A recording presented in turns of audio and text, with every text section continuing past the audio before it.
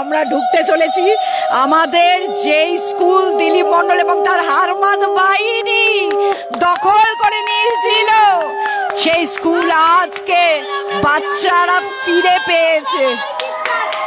তো সেই স্কুল আজ কলরবে মেতে উঠেছে, আজকে সেই স্কুল কলরবে মেতে উঠেছে। যাও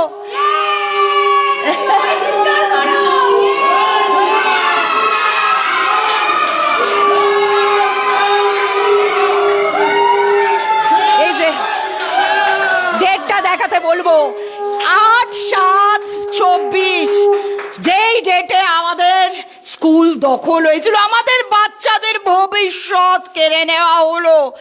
আজকে এই সরকার আসার পর বাচ্চারা আশা দেখছে, সব মা বাবারা আশা দেখছে যে সত্যি, তার মাঝে মাঝে না ওরা বিশ্বাস করতে পারছে না।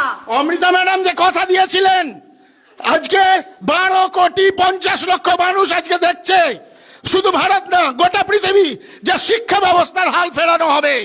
আজকে ঝড়খালির বুক থেকে সেই শুরু হলো এবং দেখতে পাচ্ছেন এলাকাবাসী সবাই কিরকম আনন্দে উদ্বেলিত।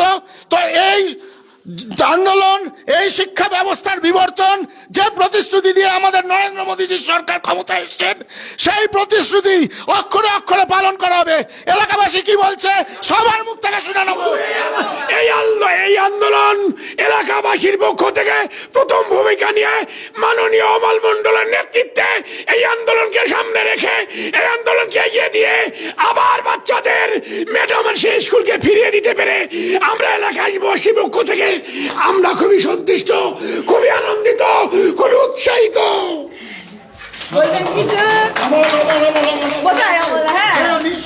আচ্ছা, হ্যাঁ, যে নিঃশব্দে আমাকে সবসময় বলতো, ম্যাডাম আপনি আসুন, আমি এলাম না, যেদিন আমি স্কুল খুলবো তার আগে আমি স্কুলে ঢুকবো না, আমার বাচ্চা ছাড়া আমি স্কুলে ঢুকবো না।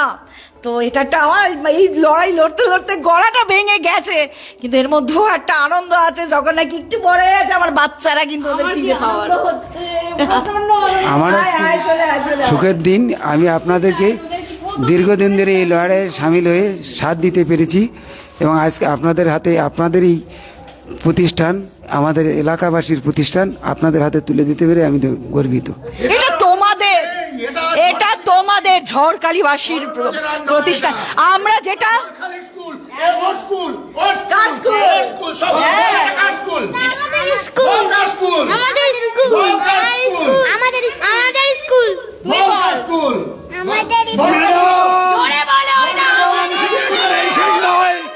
পশ্চিম বাংলার অলিতে গলিতে এমন হাজার হাজার এনজিওর স্কুল, হাজার হাজার সরকারি স্কুল, হাজার হাজার প্রতিষ্ঠান বন্ধ করে দিয়েছে ওই আরমাদ বাহিনী, তৃণমূলের গুন্ডা বাহিনী।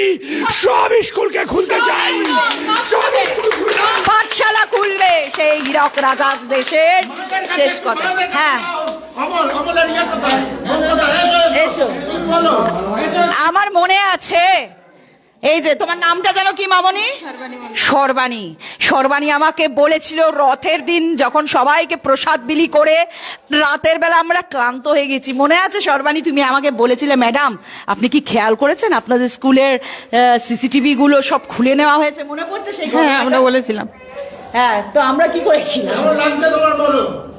এখন আমাদের খুব ভালো লাগছে আপনারা এসে। তুমি কাঁদছো কেন গো? আমি জানি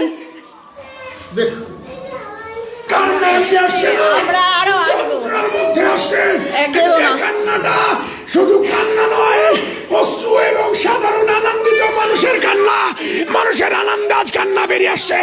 আজ সর্বাণী কেন কেঁদো না, এই মায়েদের সব চোখের জল পড়েছিল যেদিনকে আমাদের স্কুলটা আমাদের হাত থেকে ছিনিয়ে নিয়েছিল। সব বাচ্চাগুলো কেঁদেছিল, এই মায়েরা কেঁদেছিল। এখনো তারা ভাবতে পারছে না আমাদের গায়ে কাঁটা দিচ্ছে, আমার গায়ে। আমরা স্কুল পাবো আমি ভাবতে পারিনি। বলতে চাই, এই উপাসনা ম্যাডামকে পরিমল মণ্ডল লাথি মেরে সিনি দিয়ে ফেলে দিয়েছিল। আজকে তারা এলাকা ছাড়া, কিন্তু উপাসনা ম্যাডাম এখানে এসছে। আমরা স্কুলটা ফিরে পাওয়ায় খুবই আমাদের আনন্দিত এবং আমরা খুব উৎসাহ পেয়েছি স্কুলটা পুরনো ফিরে পাওয়ায়। কিরকম রে সবসময় চোখে জল না, চোখে আগুন নিয়ে আসবে। একদম চোখে আগুন চোখে আছে। আগুন হলো ওই নজর দেখিয়ে দাও। আজকে আমার আছে পঙ্গু করে দিয়েছে, আজকে আমার আছে আমার আপনাকে পঙ্গু করে দিয়েছে? তা আমি চলতেই পারি না, সবার কাছে এখানে যারা সবার কাছে মেরে মেরে আমার পঙ্গু করে দিয়েছে। আমি এই কয়েক বছর শুধু কাঁদতে কাঁদতে দিন গেছে আমার। সবাই এখানে যারা আছে সবাই জানে। সত্যি। আচ্ছা আমার বাচ্চাদের জিজ্ঞেস করি, ওরা কেমন লাগছে? তোদের কি স্কুলের গানটা মনে আছে? বিশাল ওভারকাম মনে আছে? করবি? চলো করো করো। 1, 2, 3, 4. বিশাল ওভারকাম, আপনারাও করুন। Overcome, we shall overcome, someday our dreams in my heart, I know we will. সবাই মিলে ওইদিকে ঘুরে। বিশাল ওভারকাম, someday. আরেকবার। বিশাল overcome, we are not afraid, we are not afraid today. Our dreams in my heart, I know we shall overcome someday. আচ্ছা একটা জিনিস দেখাতে চাই, এই যে আমাদের বাচ্চাদের প্রেয়ার এখনো আছে, এখানে জল করছে। আমাদের বাচ্চারা আছে, এইটা নেয়নি, এটা ওদের কোনো কাজে লাগবে না। এইগুলো বাচ্চাদের সব মুখস্থ ছিল। হ্যাঁ। কি রে, তোদের মুখস্থ ছিল কিনা? হ্যাঁ তোরা দেখে দেখে পড়তিস না প্রেয়ার? হ্যাঁ, সব প্রেয়ারে এখানে এই যে India is my country, all Indian are my brother and sister, এখন ওরা ভুলে গেছে, কিন্তু হ্যাঁ বেশি সময় লাগবে না, আমরা ঠিক মনে করাবো। আমরা বিদ্যাসাগর এবং স্বামী বিবেকানন্দকে এখানে প্রতিষ্ঠা করেছি, বাচ্চারা প্রণাম করেছে, একবার চলো আমরা দেখিয়ে দিই, চলো প্রণাম করো তো, প্রণাম করো। আচ্ছা আমাদের স্কুলের মন্ত্রটা মনে আছে? বলো দেখি। জীব সেবায় শিব সেবায়। জীব সেবায় শিব সেবায়, আবার বলো। জীব সেবায় শিব সেবায়। ঠিক আছে, তো খুব ভালো লাগা একটা মুহূর্ত। এবার আমি আর বেশি করে, অমল তুমি কিছু বলবে? আর কেমন লাগছে বলো তোমাদের লড়াই? অমল মনে আছে? হ্যাঁ অমল, একটা ঘটনা মনে আছে? তুই আমাকে বলছিলে ফোন করে, ম্যাডাম রাতের অন্ধকারে লরি করে তো স্কুল থেকে সব জিনিসগুলো নিয়ে যাচ্ছে ম্যাডাম, কিছু করুন, মনে পড়ছে? হ্যাঁ হ্যাঁ সেই ঘটনাগুলো ঘটনা আমি তার প্রত্যক্ষ তুমি দেখতে তোমার বাড়ির ছাদ থেকে কিভাবে রাতের অন্ধকারে স্কুলের সব জিনিসগুলো সরানো হয়েছে। লরি করে, হাতি গাড়ি করে করে সমস্ত স্কুলের মালগুলো নিয়ে যাওয়া হয়েছিল। আমি সেটা তার প্রত্যক্ষদর্শী। আমি আমার বাড়ির ছাদে বসে বসে দেখতাম, আর কষ্ট হতো? কষ্টও পেতাম, খুব যন্ত্রণা হতো। আমি দেখতাম কিভাবে এই হারমাত বাহিনীরা মালগুলো নিয়ে যেত। তো সেটা খুবই দুঃখজনক এবং খুব কষ্টের দিন ছিল। তো আশা করি আগামী দিনে আবার সুখের দিন আসবে এবং এসেও গেছে, এবং সেই দিনটা আপনাদের হাত দিয়ে এসছে। তা আমরা এলাকাবাসীর পক্ষ থেকে আপনাদেরকে অশেষ অশেষ ধন্যবাদ জানাই। তো এখানে কম্পিউটার ক্লাস আবার চালু হবে তো? 100 বার কম্পিউটার 100 বার নেবে। আপনি যদি আমাদের হেল্প করেন সবকিছু হবে। পশ্চিমবাংলায় আপনার মতো মানুষ থাকলে সবকিছু অসম্ভব। আমরা মায়েদের জন্য এখানে স্যানিটারি ন্যাপকিন ট্রেনিং ইউনিট চালাচ্ছিলাম। কারা কারা ট্রেনিং নিয়েছিল মনে পড়ছে কি? কেউ আছে এখানে? ওরা বালি খালেন না? হ্যাঁ, তো সেইগুলো, সেই যন্ত্রপাতিগুলো তো সব নিয়ে গেছে। নেই, কোনো যন্ত্রপাতি এখানে নেই, সবই সেই জিনিস কিন্তু ফেরত চাই। প্রত্যেকটা চলে গেছে। প্রত্যেকটা জিনিস যেখানেই পালিয়ে থাকাও দিলীপ মণ্ডল, তুমি কিন্তু জানো আজকে স্কুল আমাদের হাতে এসছে। তাই পরিষ্কারভাবে বার্তা দিচ্ছি, আমাদের চার্জশিটে তোমার নাম 1 নম্বরে রয়েছে। আমাদের জিনিসগুলো কিন্তু ফেরত চাই। এটা কিন্তু কোনো অনুরোধ নয়, এটা নির্দেশ। স্কুল আমরা চালাতে চাই, স্কুল তো চলবে, স্কুল তো চলবে। আমরা ফেরত চাই। আমাদের বাচ্চাদের জিনিস, হ্যাঁ কে যেন বলছিলিস তোদের খেলনাগুলো নেই, কি বলছিলিস? কে বলছিলিস যেন? হ্যাঁ? কি দেখলি নেই? আমাদের খেলনা নেই, আর কি নেই? আমাদের খেলনা কিছুই নেই। বই নেই, কিছুই নেই, বই নেই? বই ব্যাগ নেই, আর কি নেই? কম্পিউটারও নেই, কম্পিউটারও নেই। আর টিভি? টিভিও নেই। টিভিতে খুব মজা হতো না পড়তে তোদের? হ্যাঁ, আর কি ডেস্কও নেই বোধহয়, বসবি কোথায় তোরা? একটা বেঞ্চ পর্যন্ত নেই। একটা বেঞ্চ বোধহয় রেখেছে দেখলাম। আপনি চলে যাওয়ার পর এই বাচ্চাগুলোর অসহায় অবস্থা দেখেননি? আপনি হয়তো রাস্তায় কেঁদেছেন, কিন্তু বাচ্চাগুলো আপনার জন্য, স্কুলের জন্য গ্রামে গ্রামে কেঁদেছে, গ্রামে গ্রামে তারা কষ্ট পেয়েছে। তাদেরকে আপনি ফিরে পেয়েছেন তো? আপনি শান্তি পেয়েছেন? আপনাকে ফিরে দিতে পেরে আমরাও গর্বিত এলাকাবাসী হিসাবে। ম্যাডাম, একদল লোক এখানে লেখা হচ্ছে যে আপনি বিজেপির দালাল। গর্বিত আমরা যে আমরা ভারতীয় জনতা পার্টির হয়ে কাজ করার সুযোগ পেয়েছি। এবং not only that, I would like to tell them যে স্কুলটা কিন্তু বিজেপি নেয়নি, তৃণমূলের পঞ্চায়েত উপপ্রধান একটা পোস্টে থাকাকালীন দখল করেছে। পশ্চিমবঙ্গ সরকারের রিপোর্ট অনুযায়ী তৃণমূলের লিডার নিয়েছে। এবং আমি আমার কাছে সব রিপোর্ট জমা রয়েছে, সেই রিপোর্টে পর্যন্ত লেখা রয়েছে পশ্চিমবঙ্গে তৃণমূলের নেতা নিয়েছে স্কুল দখল। আজকে যারা ফেরত দিল তারা কিন্তু সবাই BJP.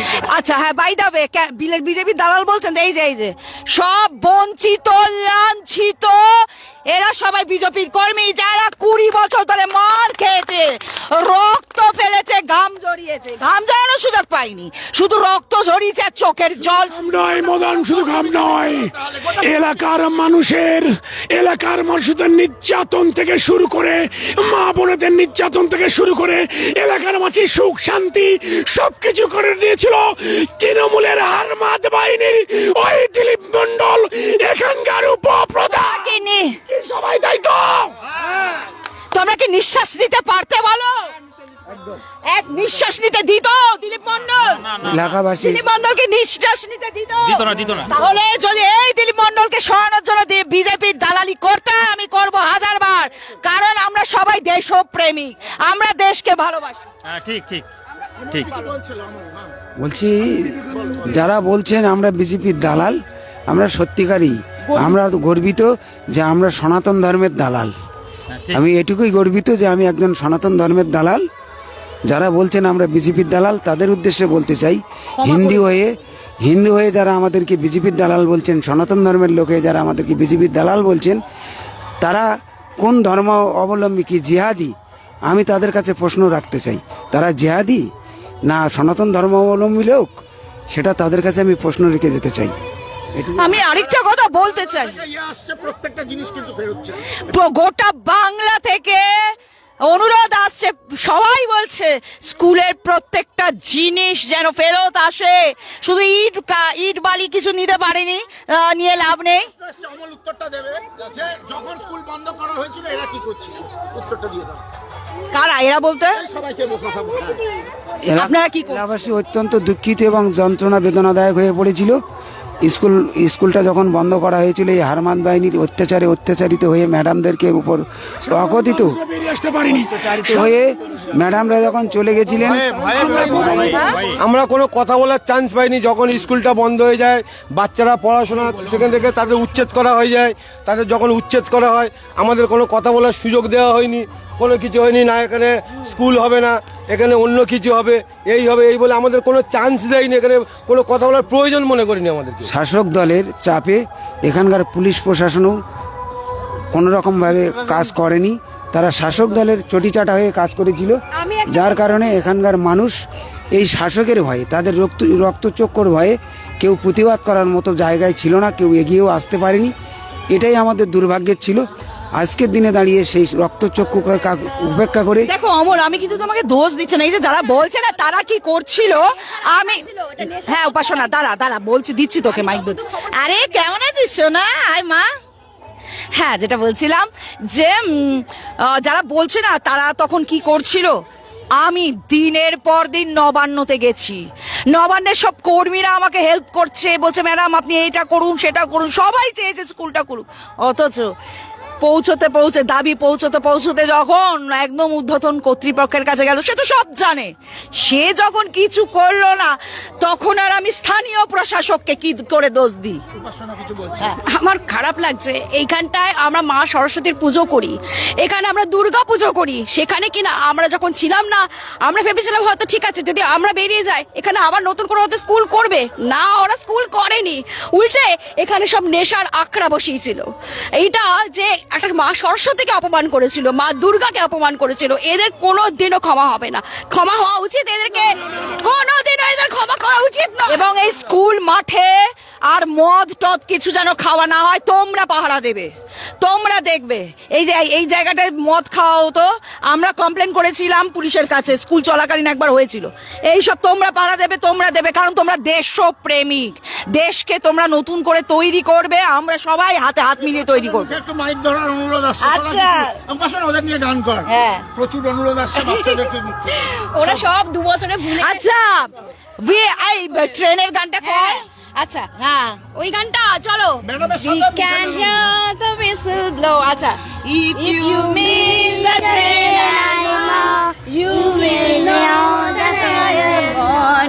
You can hear the whistle blow 100 miles, 100 miles, 100 miles, 100 miles, 100 miles.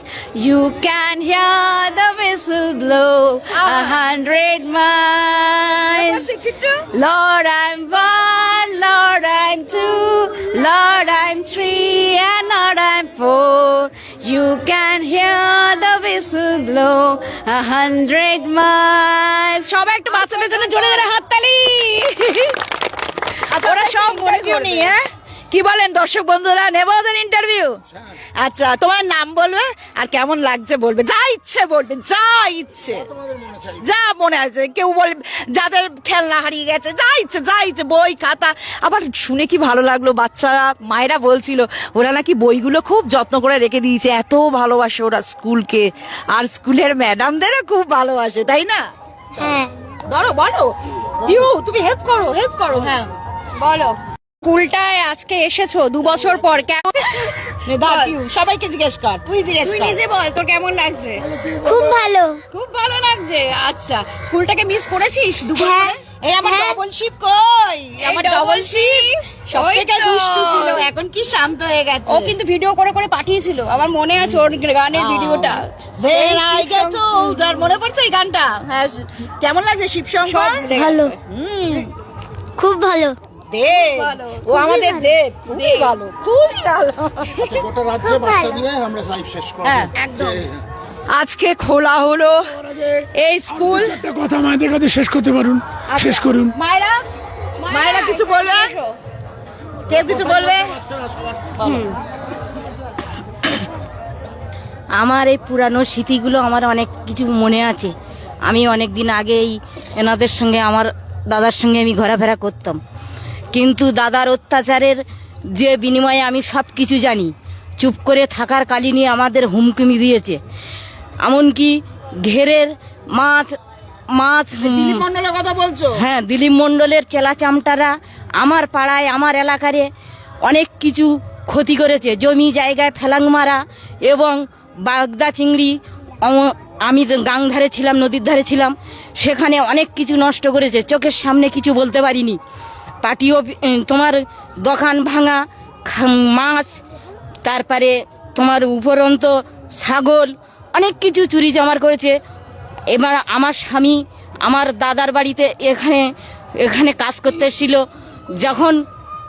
উনি যখন মরণ অবস্থায়, তখন আমার স্বামী কাজে গেছে, আমাকে এনে হুমকি দেওয়া হয়েছে যে কেন ওদের বাড়ি কাজ করবে। আমি বলি আমি গরিব লোক, বিজুবি করে কে তৃণমূল করে আমার কোনো যায় আসে না, আমি সবার বাড়ি কাজ করব। একদম।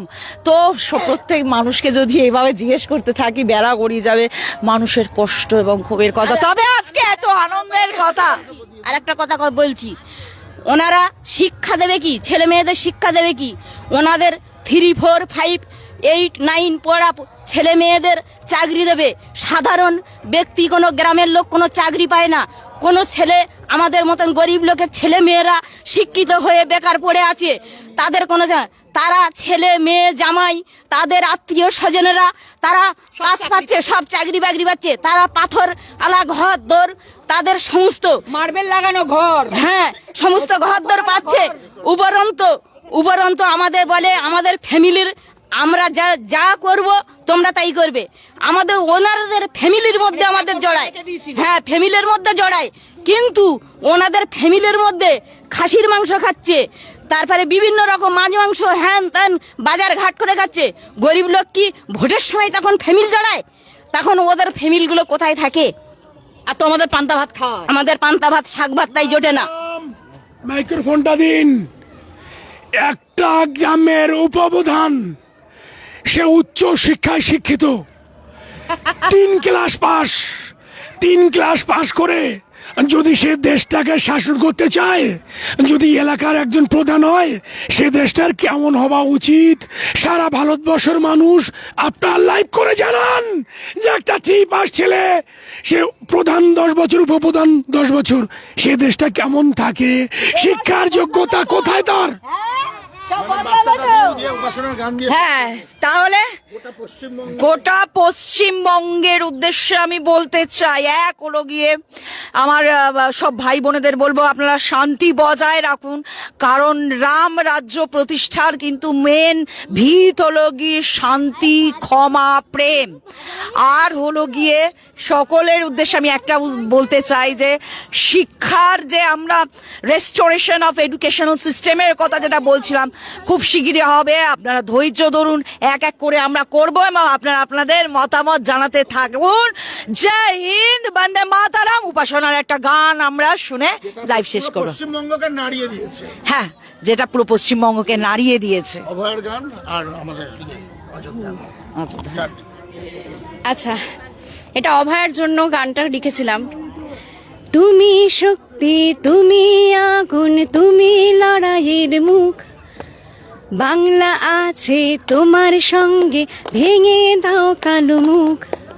মাঠে নেমে লড়াই যখন করছো তুমি মা, মিথ্যা তুমি ঘুচিয়ে দেবে, বিচার পাবে অভয়া। তুমি সত্য, তুমি যোদ্ধা, তুমি মা দুর্গা। অসুর যত দমন হবে তোমার হাতে মা। রত্নামায়ের চোখের জলে জবাব দেবে জনগণ।